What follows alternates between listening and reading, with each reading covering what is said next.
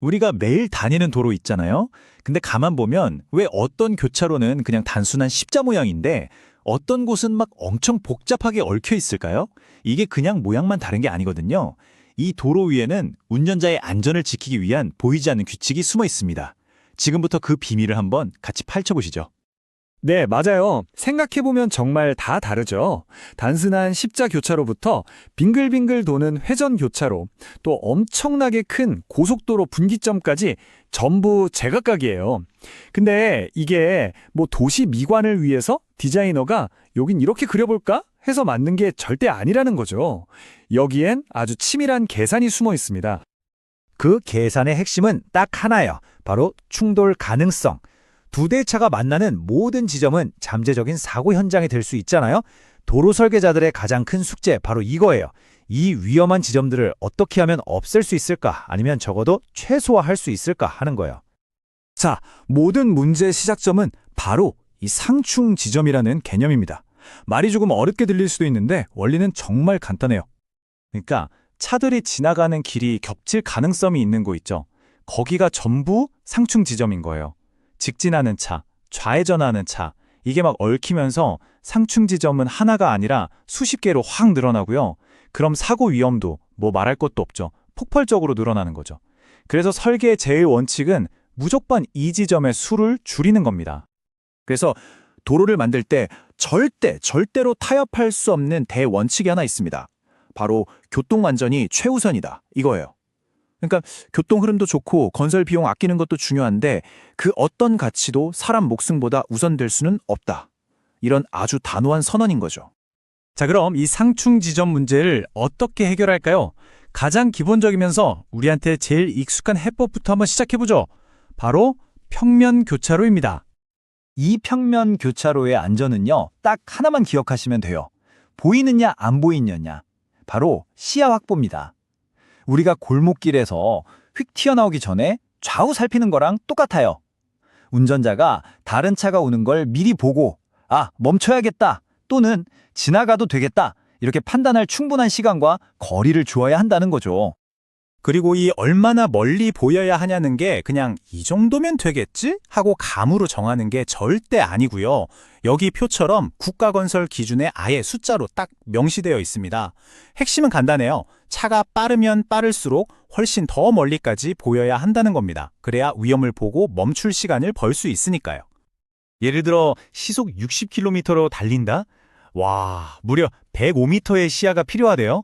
이게 어느 정도냐면 축구장 길이보다도 더 긴 거예요. 엄청나죠? 근데 만약에 이 거리를 어떤 큰 건물이나 빽빽한 나무가 가리고 있다고 생각해 보세요. 그게 바로 사고를 유발하는 시한폭탄이 될 수 있다는 거죠. 교차로 모퉁이가 왠지 휑하게 비어있는 곳들이 많잖아요. 다 이런 이유 때문입니다. 근데 차가 점점 많아지면 어떻게 될까요? 서로 눈치만 보다가 교차로가 그냥 꽉 막혀버릴 수도 있겠죠. 그래서 여기서 한 단계 더 진화한 좀 더 똑똑한 해법이 등장합니다. 바로 회전교차로죠. 회전교차로의 진짜 마법은요, 멈춤을 흐름으로 바꾼다는 거예요. 차들이 빨간불에 딱 멈춰서 기다리는 대신은요, 속도를 살짝 줄여서 자연스럽게 원을 따라 쓱 합류하잖아요. 이렇게 하면 진짜 위험한 직각 충돌 사고는 거의 없어지고 그냥 스치듯 지나가는 합류만 남게 되니까 사고 위험이 확 줄어드는 거죠. 신호 기다리는 지루한 시간도 없어지고요. 일석이조죠. 그리고 이 모든 시스템을 가능하게 하는 딱 하나의 간단한 황금률이 있습니다. 바로 양보예요. 간단하죠? 이제 막 들어가려는 차는 이미 원안에서 돌고 있는 차한테 길을 먼저 내줘야 하는 거예요. 이 간단한 약속 하나가 신호등 없이도 이 복잡한 교차로의 질서를 완벽하게 유지시켜주는 겁니다. 자, 이제 판을 더 키워볼까요? 속도도 훨씬 빠르고 교통량도 어마어마한 곳. 네, 바로 고속도로 같은 곳 말이죠. 이런 데서는 뭐 평면에서 쓰던 방법들로는 어림도 없겠죠? 여기서의 해법은요, 훨씬 더 과감하고 근본적입니다. 아예 분리시켜버리는 거예요. 서로 다른 방향으로 가는 차들이 애초에 만나지 않도록 길을 위아래로 겹쳐버리는 거죠. 이게 바로 입체교차의 가장 기본적인 원리입니다. 입체교차의 구조는 딱 이 세 단계로 생각하면 쉬워요. 첫째, 도로를 위아래로 분리하고요. 둘째, 이 위아래 도로를 이어주는 연결로, 램프라고 하죠. 이걸 만들어요. 그리고 마지막으로 정말 중요한 안전장치죠. 변속차로를 만들어서 쌩쌩 달리는 본선 흐름을 방해하지 않고 안전하게 슉 합류하거나 빠져나갈 수 있게 해주는 겁니다. 아, 이 변속차로요. 우리가 흔히 가속차선, 감속차선이라고 부르는 거요. 이게 만약 없다고 상상해 보세요.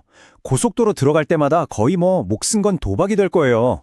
본선에 들어가기 전에 충분히 속도를 쫙 올리거나 빠져나온 다음에 안전하게 속도를 줄일 수 있는 그런 완충지대 역할을 하는 아주 중요한 시설인 거죠. 자, 이제 마지막입니다. 가장 위험하고 그래서 가장 엄격한 규칙이 적용되는 특별한 경우를 한번 볼게요. 바로 도로가 기찻길과 만나는 순간입니다. 국가 기준을 보면요. 도로와 철도는 무조건 입체교차, 그러니까 분리하는 게 원칙이에요. 왜냐고요? 자동차랑 기차는요. 무게도 그렇고 멈추는 데 필요한 거리도 그렇고 이건 비교 자체가 안 되잖아요. 그래서 우리가 가끔 보는 그 건널목은요. 정말 어쩔 수 없는 경우에만 예외적으로 허용되는 시설이라는 거죠. 그리고 이 그래프를 보시면 그 위험성이 얼마나 큰지 바로 와닿으실 거예요.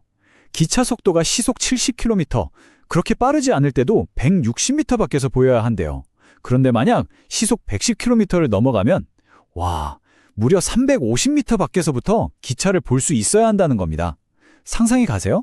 정말 엄청난 거리죠. 이래서 입체교차를 원칙으로 하는 겁니다. 자, 지금까지 우리가 여러 가지 해법들을 살펴봤잖아요. 평면교차로, 회전교차로, 입체교차까지.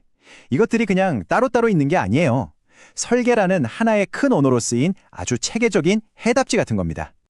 결국 이 모든 건 주어진 상황에 딱 맞는 최적의 해법을 찾는 과정이라고 볼 수 있어요.